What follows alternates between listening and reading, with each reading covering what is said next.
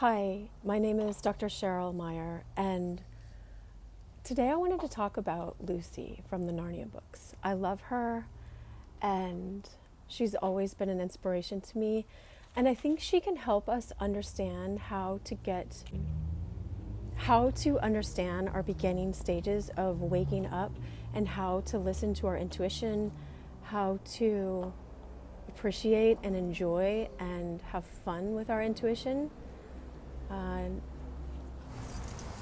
So our intuition is a gift to us, and it's just like another muscle. If you don't learn how to trust your gut and how to strengthen it, then just atrophies sort of. It doesn't grow stronger, and you don't realize what a gift you have. It's just like I've been doing yoga like every day except for one day a week for the past 3 months, and it has made me so strong. Like, I'm not going to show you right now, but it's just made me so strong and feel so good in my own body. And it's like that when you practice something that is good for you, or that's a gift that you don't realize that you have until you exercise it a certain way. Let's go into I'll introduce you to Lucy. If you don't know her, hopefully you know her and that's what drew you to this video. But if you don't, that's fine. I'll start talking about the story. We'll start with the first story, and I was thinking we could just work our way up from there and keep studying Lucy in all of the Narnia books, because there's different aspects of her that grow in each one, and she's such a beautiful character. I have a whole bookshelf of just C.S. Lewis books because I love him so much. And this summer I went again to his pub, the pub that he and Tolkien would hang out in and talk, and he just had a very rich understanding of the spiritual life, and he had a way of describing it to people of different religions, because he was an atheist, didn't even believe there was a God until, well, he grew up with some religion as a child, but then was an atheist until he was about 30-something. And then Tolkien actually had a lot of conversations with him, and he came around.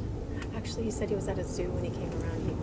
He was at Trafalgar Square, I think, and saw a lion. And anyway, we can go into C.S. Lewis another time. I used to work for the C.S. Lewis Foundation. I restored C.S. Lewis's house, worked with them in Oxford to restore his house. I've had all these opportunities, all these run-ins with C.S. Lewis. So I wrote a book when I was 16. I think it came out when I was 19, so I was a teenager. And I quoted a lot of C.S. Lewis in that too. And then I took this C.S. Lewis class 5 times in college and graduate school, the same one. It's this great, Dr. Jerry Root taught it, and he was so funny because he said, I feel really intimidated teaching you this class and you already have a book on it, but I didn't. I just had it's a devotional book on, when teenagers felt isolated in their spiritual path. And I just quoted C.S. Lewis a lot in it, so I didn't have a book on the subject. It was a fantastic class. The class that I took 5 times was on C.S. Lewis's his romantic approach to theology and the rational approach to theology.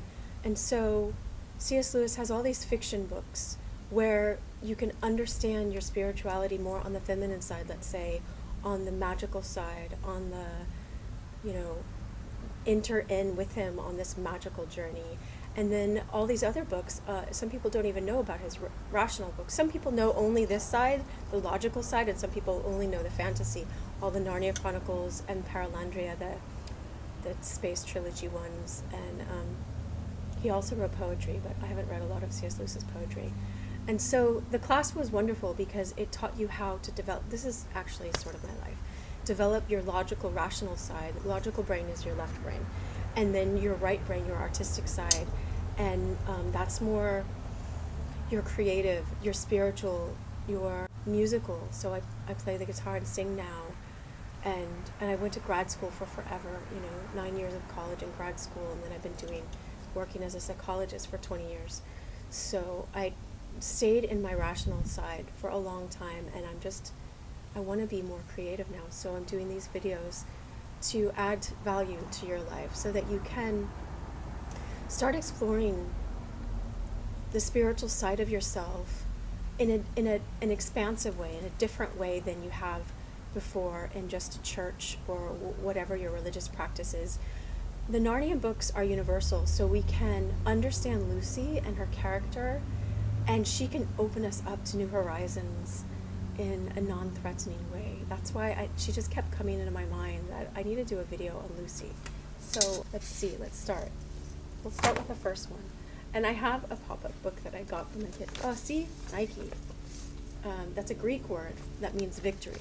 And so all about let's have victory in our lives and move on from whatever's behind us and keep growing the love in your heart and this passion in your soul to keep pursuing things higher and higher with purpose, with integrity and kindness, and those are just things that are going on right now. But so here's Aslan.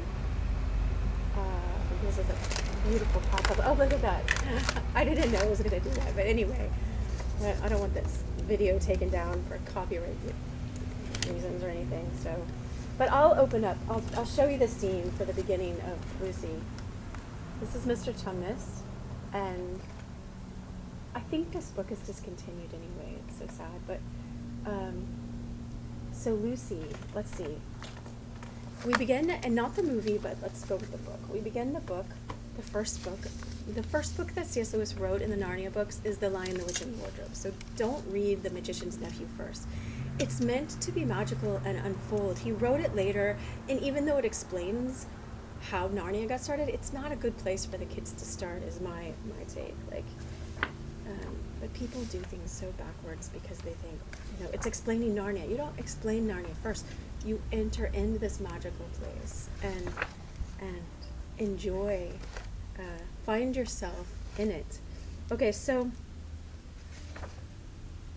the first, I love this.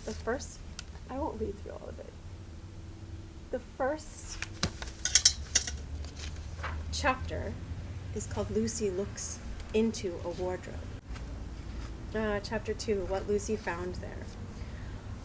All right, so what happens is there's a war in England at this time, and the children were separated from their parents. So these kids, Peter, Lucy, Susan, and Edmund, go up to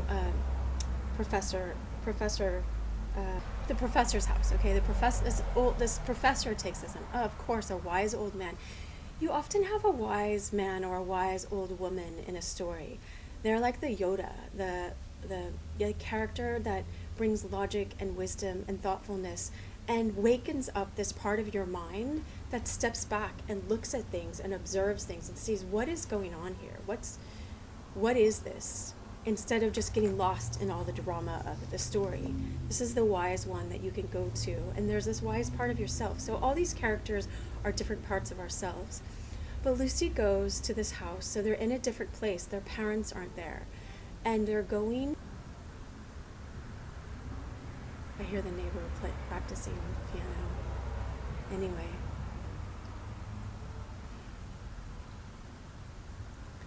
They're going to this new place. And so when you go... This is amazing. Okay. When you want to awaken your spiritual life, if you want to do it purposefully, or God, the Creator, the divine love, does this for you, it often takes you to a new place. Not that you have to go to a new place. You can be in an old place and look at it with new eyes. But a new place makes you more conscious. Like I just noticed they're playing the piano. Like it makes you more aware.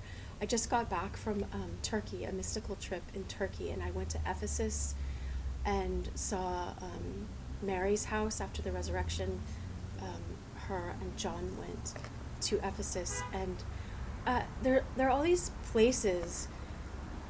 When you go to a new place, you're just automatically in the present moment more. This is why we like vacations so much, because we're enjoying each present moment. But you can learn how to cultivate that in your daily life, how to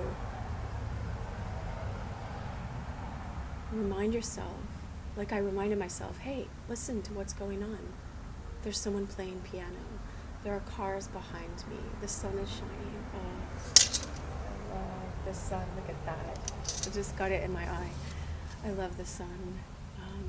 The sun like just keeps showing up obviously the sun's here, but I'm more aware of the sun now. So it just keeps showing up in these new ways to warm my face and my heart. And anyway, so when you go to new places, it awakens the spiritual depth and the spiritual side of you. See, there's just a bird singing. Because you're just more aware, and the wind is blowing. You see it's blowing in my hair. You're aware in that moment. And so it makes sense that C.S. Lewis's imagination took these kids to a new place. So they were in the professor's house because there's a danger, there's a war going on. But they're kids, so they decide to explore, and they're going to go play hide and seek. And so Lucy finds this wardrobe. And even though it might look dark or scary, she decides to hide there, but not to shut the door. You keep the door open, And C.S. Lewis, I love when he says, because one never shuts oneself up in a wardrobe, It's like everyone knows this or something. And so she goes in, and she explores, and she sees snow, and she sees a light. And so it's kind of like this is our spiritual path again, is being open, walking towards the light, being curious. You might be afraid, but you keep going on. And you enter into this new place, this door, this portal that was just opened for you. Knowing that you're safe, knowing that the door might have opened for you for a reason, but it's your free choice. Like, she had a free choice. She could have chickened out and gone the other way and gone back out. But she goes in, and she meets Mr. Tumnus, who's a faun. He's the one that was just in the pop-up book that I showed you. And he's right here. So he's half earth, half man. Magical, but she's not fazed by it. He's like, and you, what are you? And it's like, my name's Lucy. But are you a daughter of Eve? She doesn't really know how to answer that.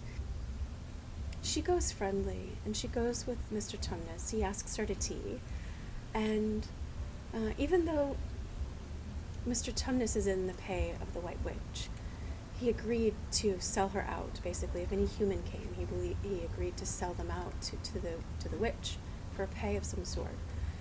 But he has a kind heart, and he befriends her, and he tells her, I can't betray you, you have to get away. And anyway, she goes back, and I won't tell the whole story, but what I wanted to highlight in this first video about Lucy is I love her so much. She's added so much value to my life, and so much happiness and awareness and love. It's so weird that a character in a book can do this, but when you are a child and your world around you isn't feeding this depth that you have within you, this longing, and you find books that awaken you more and that meet you in that place, it's just, you can grow such a fondness and a love for it. And it's C.S. Lewis was a person, a man with a soul, and so his soul is poured out into his art. So I'm not just falling in love with a book, it's actually an interaction with someone else's soul that came through in their art, in their creation. Just like I often mention my friend Elliot. I had this friendship with a musician named Elliot. He's passed away now, but he was dear to my heart, and his music, you can see his soul, and it's expressed. And he talked to me one time about how music, you're traveling in time with the artist, because you're listening to the music, you're sharing the time with them. Oh, the sun was just there for a second. Oh, through the reflection. Oh, there it is. There's a balcony above me, and so it's coming through the wood slats. And so anyway, we'll go back here to the center though. But see, the sun just shows up for me like that, in sweet ways, where it's like just wants to kiss my face. I'll say it like that. But it's really, I have a good relationship with the sun. So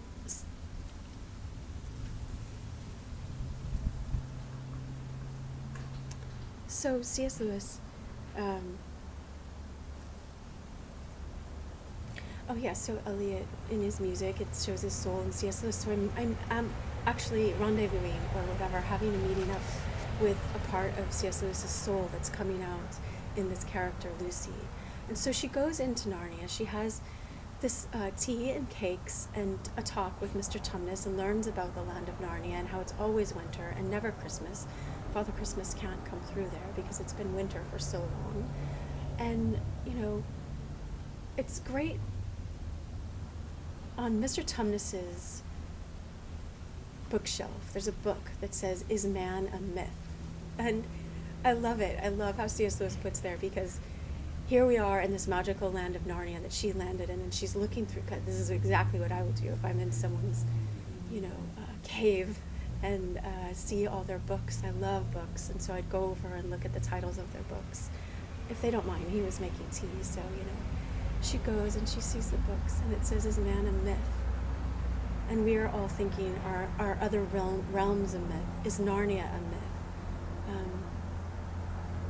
Anyway, so she goes and she comes back, and she runs over to her siblings and says, "I was just in the land of Narnia, And they said, "What are you talking about? You've only been gone for minutes." And she describes the whole thing, and they don't believe her. And they go over to the wardrobe and they open it to check, to see, because our logical minds are like, "Oh, let's go see. If it happened, then it's going to be there."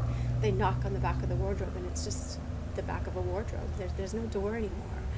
And so I got this the other day. This is part of the inspiration for making this video, is I saw a vision in my mind's eye, just a picture. Just like I remember reading C.S. Lewis saying that the whole Narnia book came maybe from the Aslan in Trafalgar Square in London, seeing that, but also he had just a picture of a fawn holding packages with an umbrella in the snow, and this is how this starts. It's amazing, the images that God, the Creator, the divine love, will give us if we're open to it. It's a matter of being open and in joy as best you can. Let go of bitterness, forgive, be in a place of surrender, of serenity, of peacefulness, of letting go of drama that's in your life. And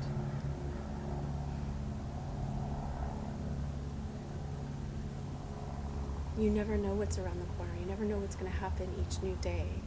So anyway, let's go back to Lucy. As she comes back, she tells her siblings, and her younger sibling, not her younger, she's the youngest, but the younger brother, there's Peter, and then there's Susan, and then there's Edmund, and then there's Lucy. Edmund's a bit of a snarky boy, young man, and he makes fun of her and rolls his eyes and like, "Oh, really? A different land and a wardrobe, oh, okay." But the other kids, they're going and checking. But the vision I was saying that I got the other day was I saw Lucy had a more sensitive, present, aware heart. So she was open to these things. So if you think of everything's like tuning, tuning into a radio station. So she's tuned into the spiritual life, and that door opened for her. And it might open for us for some other reason, even if we're not tuned into the spiritual life, to wake us up to a spiritual life. But she was tuned into it, and so it opened for her. But when they came back, they're not in the same right tuning. They're looking at disbelief and questioning and wondering, and so the door didn't open for them, and it was blocked. They weren't in. She was in a place of not looking for it as well. She was in a place of surrender, of I'm just going to play hide and seek. But she's open to new spiritual experiences, and so it happened for her. And she didn't know what was unfolding, but she just knows. She was friendly, and she met Mr. Tumnus, and she was loving to him, and he decided not to betray her and sell her out to the White Witch, but instead help her get out.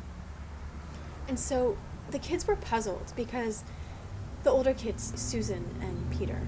And so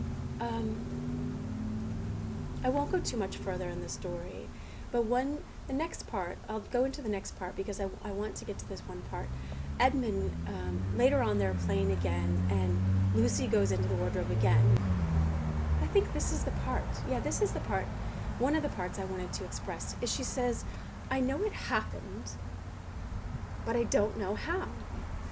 And so she can't explain it. She's in her room, in the old cartoon movie. You can find the cartoon movie on YouTube. Oh, maybe I could set the link up. It's like 1970s cartoon, but it has a lot of the book. And so she's sitting on this bed and she's thinking, I know this happened, because she knows her own experience. She experienced having tea and cake and giving her handkerchief to Mr. Tumnus and walking through the snow. She knows it. And this is how we can know a spiritual experience when we have it. I know the sun is shining on my face right now. I know the relationship that I've developed from, understanding the sun as a reflection of God's love to us, the divine love shining on us. And I mean, I didn't plan for this to happen. I just was inspired to do this video now. And from getting up many sunrises and waiting for the sun to rise and being in a loving, receptive place when it rises, like, this is how I'm rewarded. It's the funniest thing. She's knows her experience. Like, I know the experience that I just had. If someone else came out here and was like, what, you were making a video and the sun went on your face? I don't believe that. I mean, let's say I don't show them the video. But even then, they won't understand the sweetness of that I just experienced, that I just took in, and maybe you took in. Oh no, I realized I didn't put my microphone on. I hope that you could hear this the whole time. Lucy, she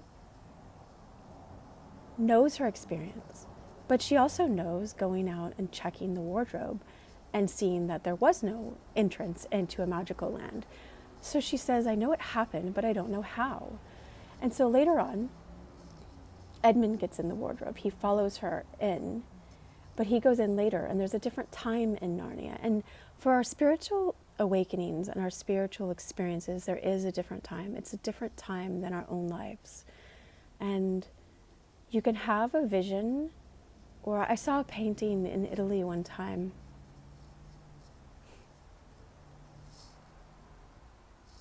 Again, I was traveling, so I was very aware. And I met this young man. His name was Emmanuel. And I told him, like, I was single back then. He was very cute. He was very sweet. I'm like, your name means God with us, right? And so he was a very sweet, very gentleman. And he drove me to Padua. And I remember Padua was in a Shakespeare movie. And we went in this church. And we were just looking like tourists, And I don't know why we went in that church, but there was a mural on the wall, and it was so profound to me. It's like it explained all of life and all of the story of the gospel, or of love coming to us and filling our hearts. I don't even remember what story was depicted on the wall, and it wasn't like incredibly, perfectly done, but there was so much depth and emotion in it. The artist must have had it in his or her soul. And back then people couldn't read, they couldn't read the Latin or whatever the Bible was, the scripture was at that point. And so they would depict it on the walls and murals. And I got so much from that picture. I can't even express it. It's such a deep moment in my life of understanding the impact of art on our soul.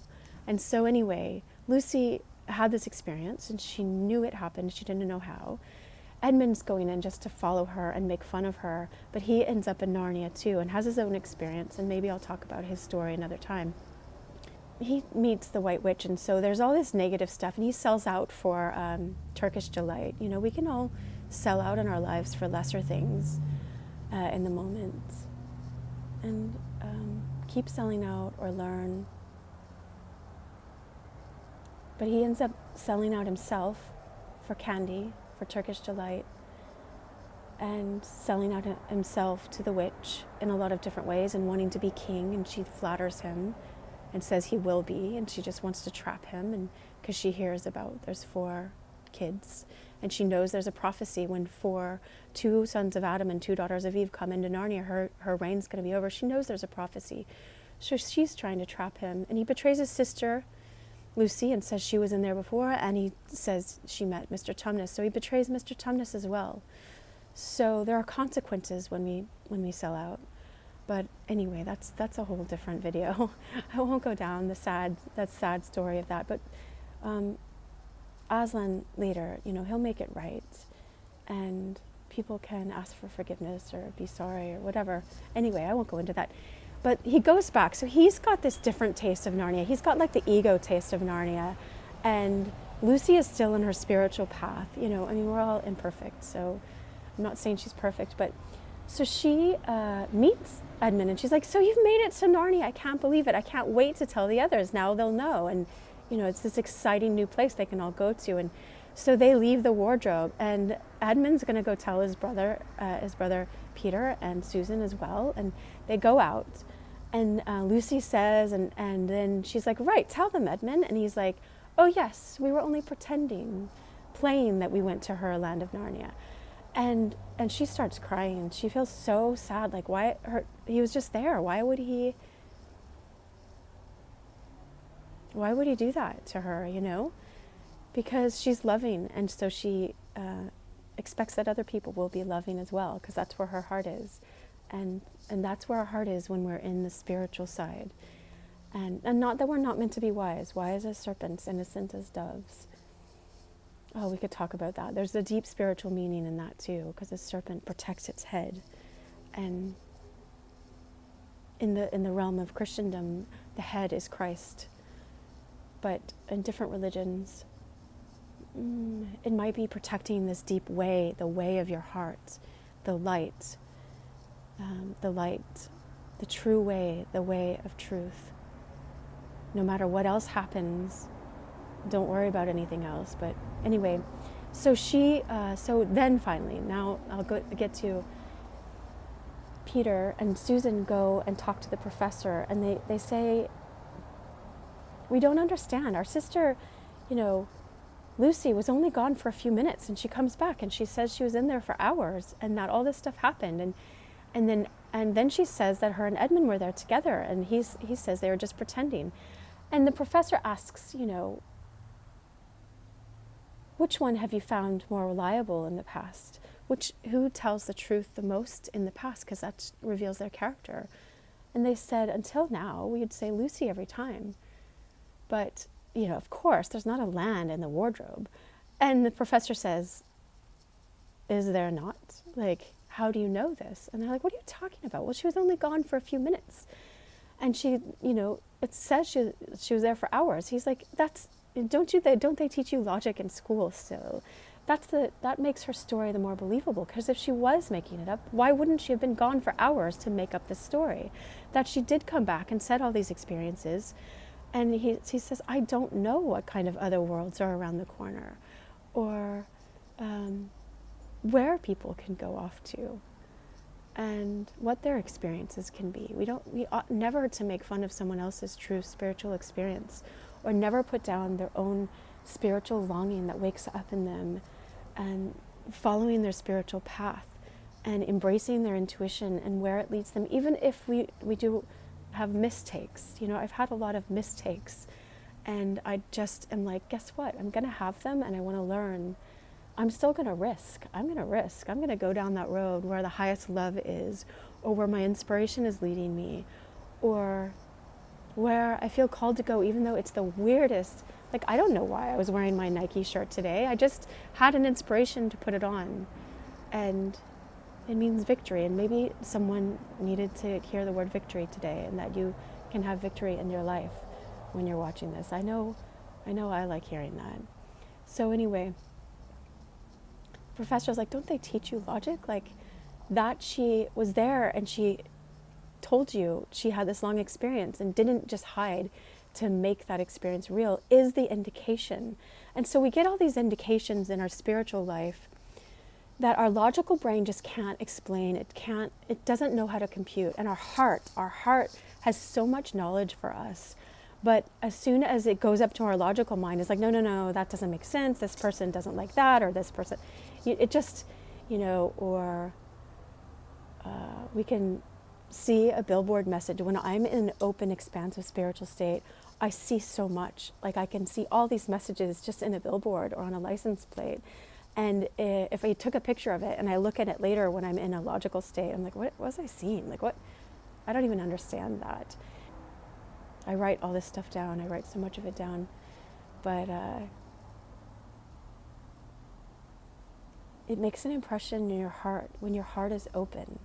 And so it's learning how to have an open heart, learning how to be open to the magical, learning how to be open to the spiritual, learning how not to make fun of your own self. There's a wonderful book.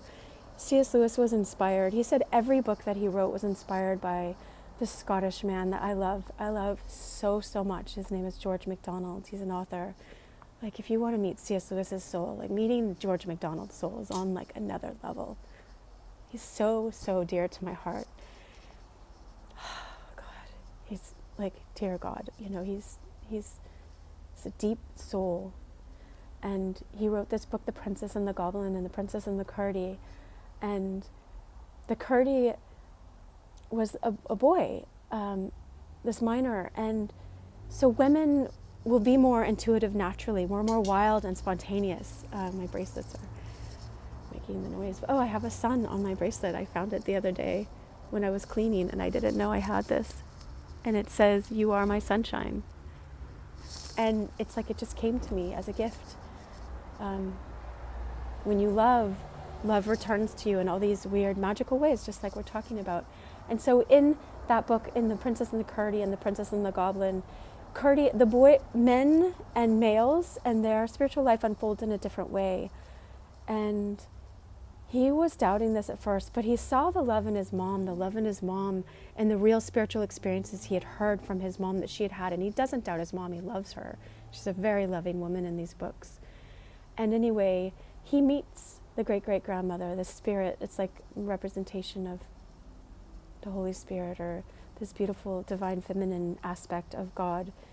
And his only task is not to make fun of her when the other miners come around and say, "That's not real. Oh, old Mother Moon," or whatever. And he is like, "Of course I won't make fun of you. I've seen you now. Why would I make fun of you?" And it was really hard for him to bite his tongue when it did happen in his real life. And we ought to go into Curdie sometime as well. Maybe we'll do the male side of this, and Lucy will be our first excursion into the feminine, into our intuition and awakening that. And then we can look at maybe Curdie and how he has all these difficulties. I mean, beautiful awakenings in his life, but also difficulties in accepting it. But anyway,